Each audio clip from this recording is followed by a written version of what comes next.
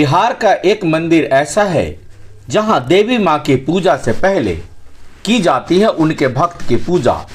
तो जाने इस मंदिर का इतिहास।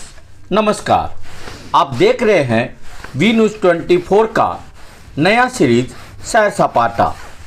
बिहार की धरती यूँ तो रामायण काल से ही कई ऐतिहासिक घटनाओं की साक्षी रही है, पर आज हम आपको बात करेंगे एक माता की मंदिर की जो बिहार के गोपालगंज में स्थित है। आज हम आपको इस वीडियो और लेख के माध्यम से माँ दुर्गा के ऐसे मंदिरों के बारे में बता रहे हैं जहां पर एक देवी दुर्गा कामाख्या से चलकर कोलकाता और पटना के रास्ते यहां पहुंची थी और ये भारत देश की 52 शक्तिपीठों में से एक है। इस मंदिर में माता अपने भक्तों की सभी मनोकामनाएं पूर्ण कर कष्टों का निवारण करती है। यह मंदिर देश ही नहीं दुनिया में भी मशहूर है।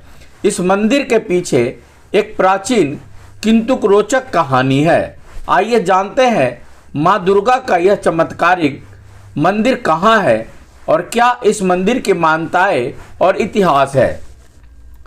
बिहार के गोपालगंज में स्थित थावे मंदिर माँ दुर्गा का प्रसिद्ध मंदिर है। माँ भगवती के इस मंदिर को लेकर विशेष मान्यता है। यहाँ पर माँ दुर्गा साक्षात विराजमान है। मान्यता है कि माँ दुर्गा के इस मंदिर के दर्शनोपरांत ही भक्तों की सभी मनोकामनाएं पूर्ण हो जाती है और सभी कष्टों का निवारण भी हो जाता है। कहा जाता है कि दुखों से ग्रस्त व्यक्ति इस मंदिर के माँ के दर्शन मात्र से ही वो दुखों से मुक्त हो जाता है। सुबह सवेरे की किरणें मंदिर के प्रांगण में पहुंचते ही भक्तों की लंबी कतारें यहां लग जाती है। गोपालगंज में मां दुर्गा के मंदिर में थावे वाली माता के मंदिर का अपना अलग ही महत्व है। मां कामाख्या देवी के मंदिर के समान इस मंदिर में भी मां की मूर्तियां विराजमान है जो देवी दुर्गा के रूपों का प्रतिनिधित्व करती हैं। मंदिर के बारे के भीतर एक अजीबोगरीब पेड़ है। जैसे वृंदावन के निधि वन जैसे इन वनस्पति का परिवार का अभी तक पहचाना नहीं गया। मूर्ति और वृक्ष के संबंध में स्थानीय लोगों के बीच विभिन्न किंवदंतियां प्रचलित है कि मां थावे वाली को सिंहासनी भवानी, थावे भवानी और रहसु भवानी के नाम से भी भक्तजन पुकारते हैं। ऐसे तो साल भर यहाँ माँ के भक्त आते हैं, परंतु सर्दीय नवरात्रे और चैत्र नवरात्रे के समय यहाँ श्रद्धालुओं की भारी भीड़ रहती है। यहाँ माँ के भक्त प्रसाद के रूप में नारियल, पेड़ा और चुनरी चढ़ाते हैं। सप्ताह में 2 दिन सोमवार और शुक्रवार माँ को प्रसन्न करने के लिए पूजा करने के लिए खास माना जाता है। इन दिनों भक्त अन्य दिनों की तुलना में बड़ी संख्या में माँ की पूजा करते हैं। चैत्र और अश्विन के माह में नवरात्र के अवसर पर साल में 2 बार यहाँ पर विशेष मेले का आयोजन भी किया जाता है। थावे मंदिर का गर्भगृह काफ़ी पुराना है। 3 तरफ से जंगलों से घिरे इस मंदिर में आज तक कोई छेड़छाड़ नहीं किया गया। इस मंदिर का क्या है इतिहास, तो आइए हम आपको बताते हैं। माँ थावे के मंदिर को लेकर पौराणिक कहानियां मौजूद है। पुजारी से मिलने का कोशिश कर रहा हूं, अगर वो मिले तो मैं उनसे बात करूंगा। तो जैसा कि मैंने आपको कहा कि मैं यहाँ के जो मुख्य पुजारी है मैं उनसे मिलकर इस मंदिर के कुछ इतिहास के बारे में, इसकी मान्यता के बारे में जानना चाहेंगे। तो पहले तो बाबा आपका वी न्यूज़ 24 में स्वागत है। आप अपना नाम बताएं बाबा। मेरा नाम सुरेश पांडे हुआ। मैं प्रधान पुजारी दुर्गा मंदिर थावे गोपालगंज माता जी के संक्षिप्त में कहानी बताने जा रहा हूँ। रहसु गुरु नाम के एक भक्त थे। वो जंगल में कतरा वगैरह काटते थे, बाग से दौरी करते थे, इसी से गेहूँ चावल निकलता था। यहाँ के राजा थे मदन सेन, उनका नाम था मदन सेन था। ये बात राजा से जाकर कोई कह दिया कि आपके राज्य में रहसु गुरु नाम का एक भक्त है जो कतरा काटता है, बाग से दौरी करता है। राजा इस बात को नहीं माने, कहे कैसे ही काम होता है। रहसु गुरु आए और बताए कि हम माँ की शक्ति से सब काम करते हैं। रहसु गुरु बोले कि माँ को हम दर्शन करेंगे। रहसु गुरु बोले कि माँ के दर्शन करने से आपका भी नष्ट हो जाएगा और हमारा तो नष्ट हो ही जाएगा। लेकिन राजा हट पकड़ लिए, कहे कि नहीं, इसके लिए जो कुछ भी हो जाए लेकिन माँ का दर्शन हम अवश्य करेंगे। रसगुरु कौड़ी कामाख्या विंध्याचल कलकत्ता पटना इत्यादि होते हुए आमी छपरा के पास है। वहाँ से जब चली माँ तो घोड़ा घाट यहाँ पर गोपालगंज जिले के अंतर्गत है। वहाँ पर आई, वहाँ से आने के बाद से भूकंप हुआ, उस तरह से यहाँ पर धरती फटी और रसगुरु का मस्तक फटा। उसमें से कंगन का राजा दर्शन किए। दर्शन करने के बाद सारी चीज़ें समाप्त हो गई।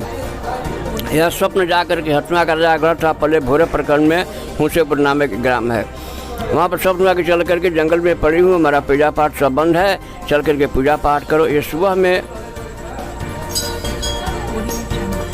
में ब्राह्मण लोग से कहे कि मैं ऐसा ऐसा स्वप्न देखा हूँ। ब्राह्मण लोग कहे कि हो सकता है कोई देवी या देवता का स्वप्न है।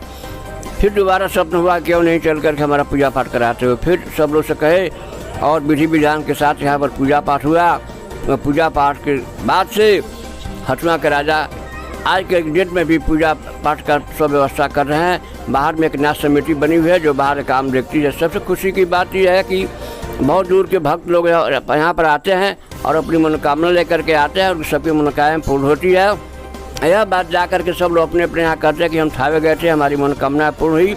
यह सुन करके बहुत लोग यहाँ पर आते हैं। तो बाबा यहाँ पर किस तरह का मनोकामना और किस तरह का यहाँ पे पूजा होता है?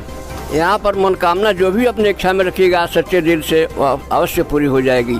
और यहाँ पर नारियल प्रसाद चुंदरी ये सब माँ का प्रसाद चढ़ता है और आश्विन तथा चैत में यहाँ पर बहुत अच्छा मेला लगता है। तो ये है हमारे जो थावे मंदिर के मुख्य पुजारी सुरेश पांडे जी। मंदिर को आपके दिखाना चाहिए जो है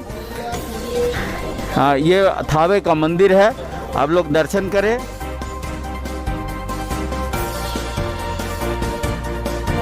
तो मैं अभी आपको माँ का गर्भगृह का दर्शन कराने जा रहा हूँ, तो आइए मेरे साथ और कीजिए माँ थावे माँ की दर्शन।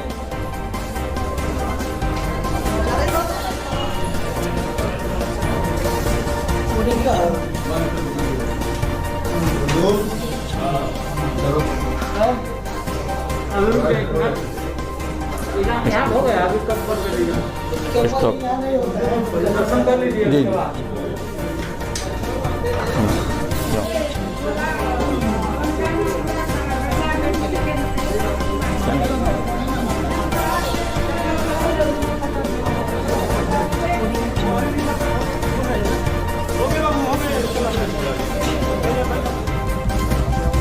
मैं यहाँ कुछ भक्त लोगों से बात करना चाहता हूँ कि इस कोरोना काल में लॉकडाउन के समय में बहुत दिनों के बाद ये लोग जब मंदिर आए हैं तो उनको कैसा लग रहा है, इस बारे में इनसे मैं जानना चाहूँ।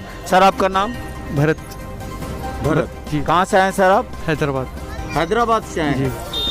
तो हैदराबाद से इतना दूर कैसे आए, कैसे पता चला इस मंदिर का आपका नाम?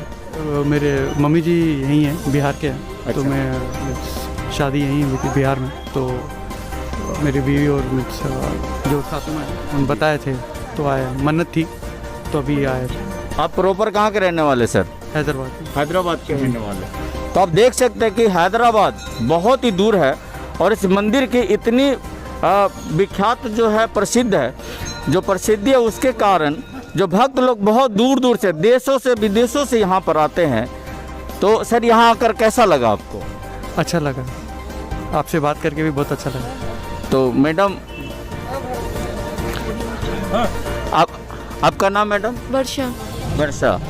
तो वर्षा जी आप ये बिहार के रहने वाली हैं? यहाँ गोपालगंज जिला घर हुआ आपका? सिवान जिला।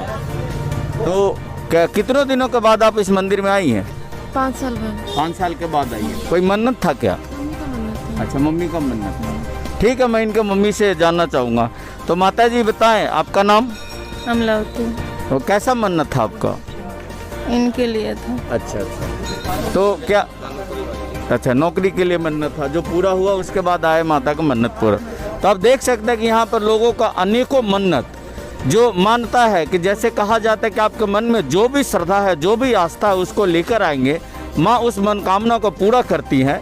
तो मैं इसके साथ मैं अब यहाँ के कुछ दुकानदार लोगों से भी मैं बात करना चाहूँगा।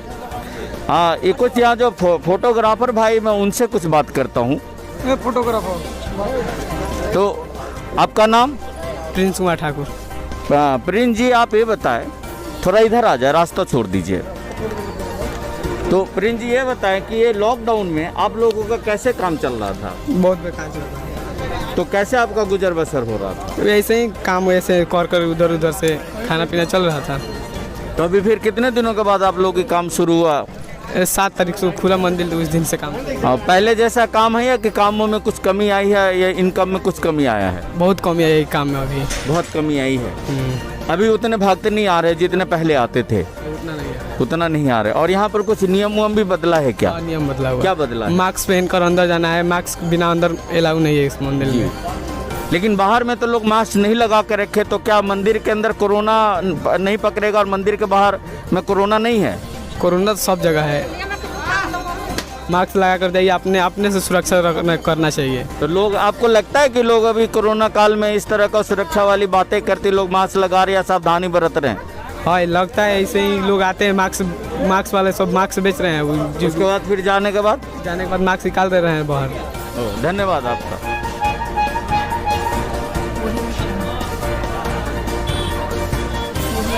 यहीं से गुंजा बात कर।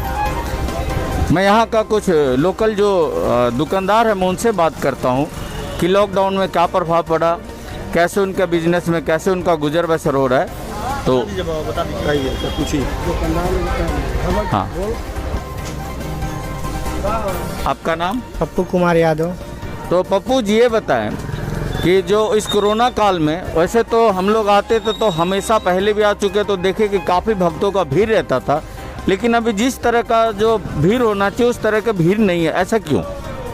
अभी मान लीजिए यहाँ तो ट्रेन कोई चल नहीं रही है, गांव देहात से लोग आते थे वो तो अभी आ नहीं रहे हैं। और रह गया कि बस गाड़ी के जिसके पास अपना पर्सनल गाड़ी है वही आदमी आ रहे हैं, बाकी कोई आ नहीं रहा है, इसीलिए यहाँ पे भीड़ नहीं हो रही है। आप लोगों का दुकान कितना दिन बंद रहा था? यही लगभग 75-76 दिन। 76 दिन। तो उस समय में कैसे कुछ कठिनाई हुई? आमदनी तो बंद हो चुका था, कमाई का जरिया बंद हो गया, तो कैसे आप लोगों का जीवन यापन चल रहा था? कर्जा इधर उधर से किधर से खोज कर खा रहे थे कहीं से। तो क्या पहले जैसा आप लोगों का बिजनेस लौट गया है, उसमें कुछ कमी आई है? अभी कहाँ, अभी तो कोई लोग नहीं आ रहे हैं, तो कहाँ से बिजनेस शुरू होगा? हल्का फुल्का बिका रहा है बस। जैसे कि अभी 17 तारीख से जो आपका शरद जो नवरात्रे आने वाले हैं, आज सुनने में आ रहा है कि अभी मैंने बाबा से बात किया तो बाबा ने बताया, जो मुख्य पुजारी जी हैं, कि 15 तारीख से सुनने में आ रहा है कि फिर से मंदिर बंद करने की बात कही जा रही, तो क्या ये सही है?